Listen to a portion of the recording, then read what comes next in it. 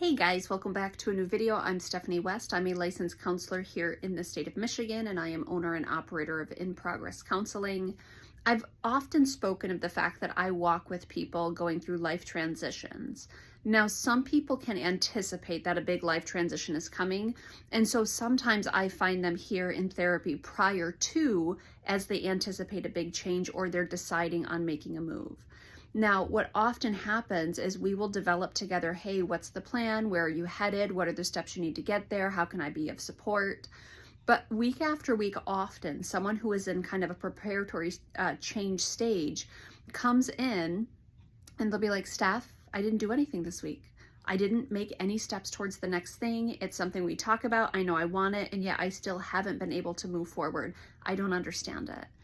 And then we'll talk about the magnitude of change. So let's say someone is talking about finding a new job or even a new career. They're talking about going back to school. They're talking about entering or exiting a significant relationship. They're talking about moving across the country. And I use this analogy with them often. I say, okay, imagine I have this big comfy black chair that they sit in. I think it's comfortable, but I don't have to sit there. But I'm going to assume it's comfortable.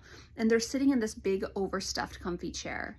And I say to them, the minute you stand up, you have to go run a marathon. That's what some of us are signing up for in a big life transition or change. And sometimes, even when it's of our own volition, it's something that we want to do, something we want to stretch towards, it often makes sense why we stay seated in that cozy black chair. Because the minute the trigger gets pulled, I'm up and I'm off, and that is a commitment. And that is a big thing that I'm going to have to go through. And it's going to take strength, and it's going to take stamina and endurance and persistence and hard work. And it's heavy and it's loaded and it's hard. And that's if it's a good thing. Sometimes standing up from that chair means something brutal is coming your way. And so it makes sense why we sit there, why we stay, why we drag our feet, why we give ourselves every excuse in the book to not move. Because sometimes movement is going to absolutely wreck us. It's going to demand so much of us. It's going to make demands on our life. And we might not know all the demands, but we know it's going to be hard. So we stay seated. Because once that trigger gets pulled, it's on, and it's a 26.2 mile marathon that we're going to be engaging in. That's emotional, that's physical, it's relational, it can be geographical, vocational. Change is really tough. And so when someone sits there and they come in and they're like, I don't get why I'm still sitting here, I look at them and say, I get it. Because once you stand up, it's on. And that's a lot to take on, and I get it.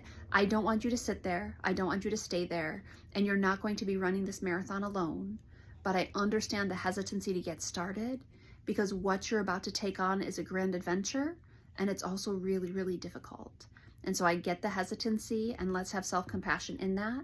And whenever you're ready, when you're ready to pull that trigger, you're ready to stand up, we'll get moving together.